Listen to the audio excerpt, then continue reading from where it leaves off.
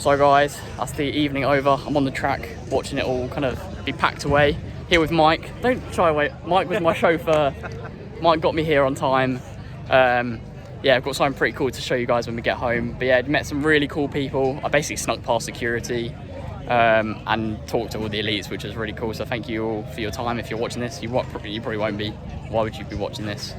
But yeah, incredible to see the sort of work that goes into this. It's almost 11 o'clock, so it's gonna be a pretty late night, but I've had the absolute best time. I'm gonna definitely do this next year, and yeah, focus on it. I know what I've got myself into this time.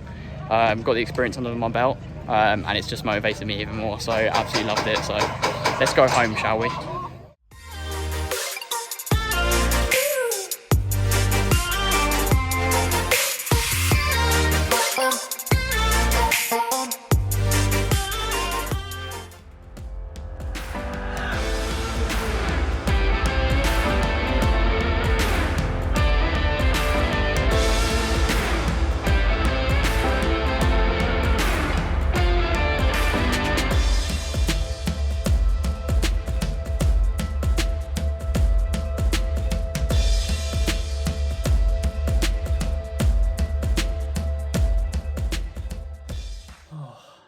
Hey guys,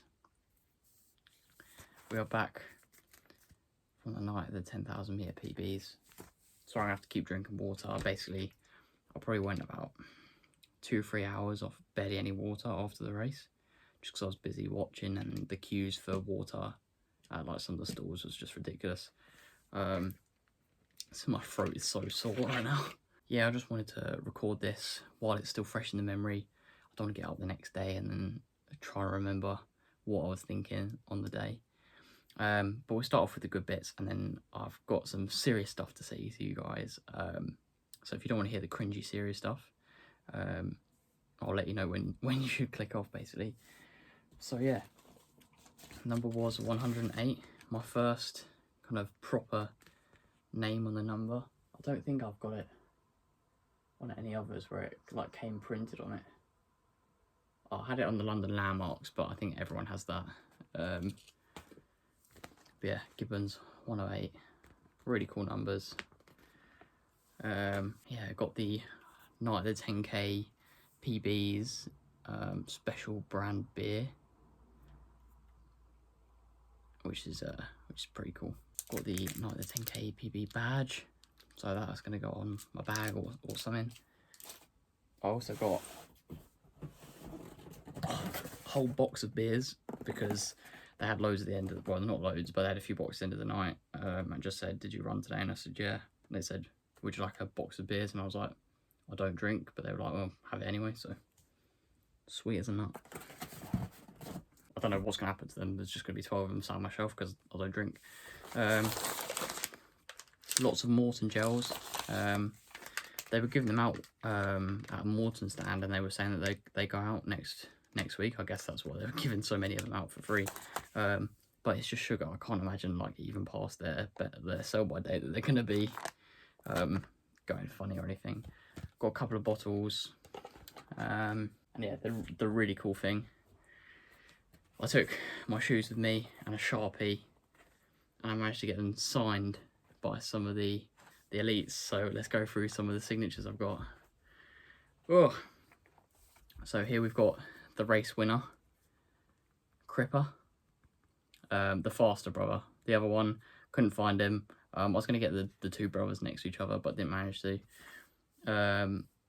We got Ben Connor on this side. I think he came third in the end.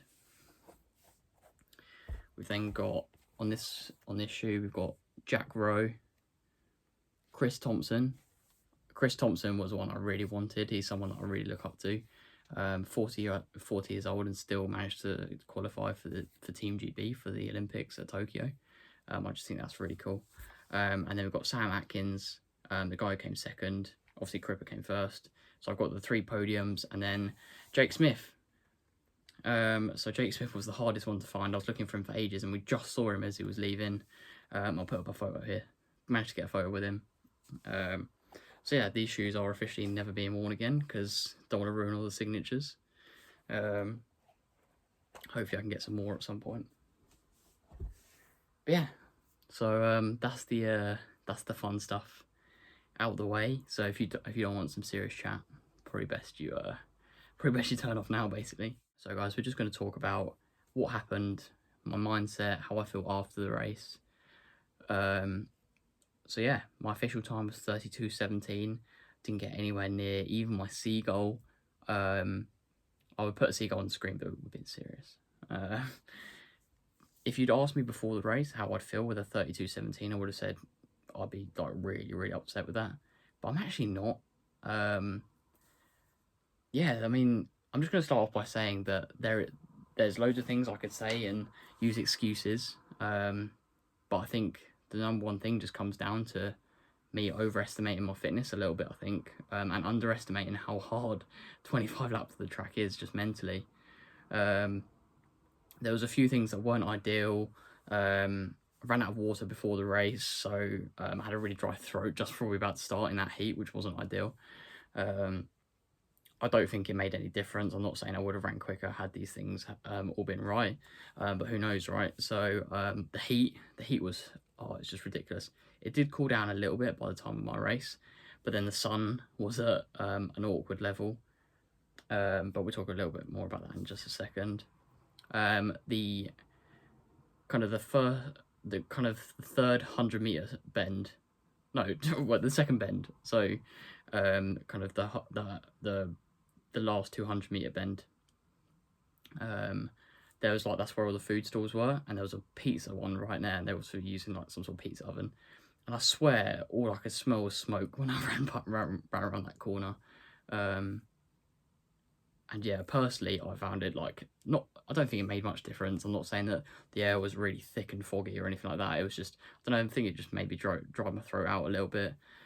I did grab a cup of water on one lap, but they were filled so low that by the time you've grabbed it and spilled it everywhere, there was barely anything left.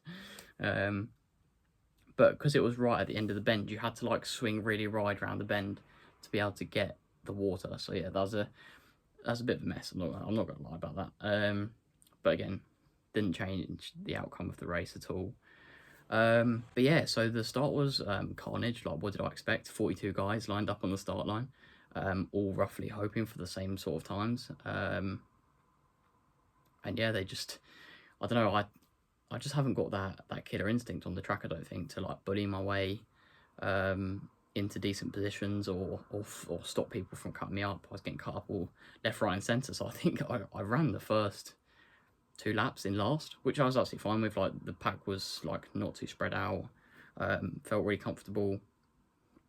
I think I went through the first K in like 3:07, 3:08, something like that. So I was about 8 seconds off the pace that I wanted in my head. And this is where the lack of experience came in. I tried to make up those 8 seconds in the second K. I don't know what I was doing. A bit of rush of blood, I guess. So I think I ran like a 2:55 second K, which would normally not, like, it shouldn't end the race there. It shouldn't completely knacker me out. But I think going from the 3:07 to a 2:55, trying to save the race in 2.5 laps, don't know what I was thinking. Yeah, just kind of that surge, and I've never been a surger in training. The small brothers, they surge, and I just can't do it. I just can't speed up and slow down, speed up, slow down. I just don't have that in me. I like to set at one pace and just tick over. So in hindsight, I should have just stuck with the 3:07 and just gradually wound it up, 3:06, 3:05, so on and so forth. But yeah, this is sorry. This is what it's all about. Yeah, I definitely underestimated how easy I thought sub 30 was going to be. I'm not saying that I'm not capable of it, and I think by the end of the year, 100%, I'll get it this year. But I think right now, where I am, I don't think I'm fit enough to do it, which is fine. I can admit that. So I'm happy to admit that. I definitely know I've got sub 31 in the tank. I think that's definitely showed in my training. So I'd really love to attack a road 10k at some point in the next couple of weeks. See if I can do it. I'd have to speak to my coach and see what they say. Pardon me, yeah, sorry, body is just, it's taking my watch off. It's like gone one, yeah, just a bit tired. Haven't showered yet. But yeah, so I've learnt a lot today. I have DNF races in the past, but definitely not in the last 12 months, like not since I've made a comeback, if you like. And that is the first race where first race in a very long time where I've really wanted to pull out.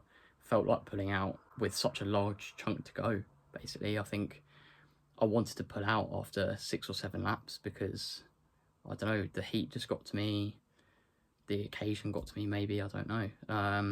But I held in, I got to halfway, which took forever by the way. It seemed like the lap counter was just going down so slowly. I think I ran through 5k in low 15s, 15, something like that, I'm not really sure. And then I basically I made a decision that I knew I couldn't sustain it. So I wasn't going to kill myself. I took my foot completely off the gas. And for want of a better word, I just kind of cruised the rest of it, if that makes sense. So I didn't get to the end of it going, bloody hell, I'm knackered. I actually felt like I could properly appreciate the occasion in those last few laps. Which, yeah, I think it's good and bad. It means that I clearly didn't give everything that I wanted to on the track. But but yeah, it meant that I could just enjoy myself, and I can tell you right now that is the best event I've ever done, the best organised event I've ever done. And that last lap, I don't know if you saw it on TV, but going around high-fiving everyone in that last lap, it nearly dislocated my shoulder, but it was just incredible. The support was just next level, and I'm 100% going to be back next year to do it again. This time, I'm going to learn my lesson, and I will not make the same mistake twice. But what an event. I could talk about the mistakes, what went well, what went badly, forever. But yeah, I know I'm capable of much more. It's evident in my training. But it's just re-motivated me. I was gonna have a week off almost, like if it went well, and just chill out, but I don't want to. I want to get straight back on it. I want to prove that what I've been doing is working.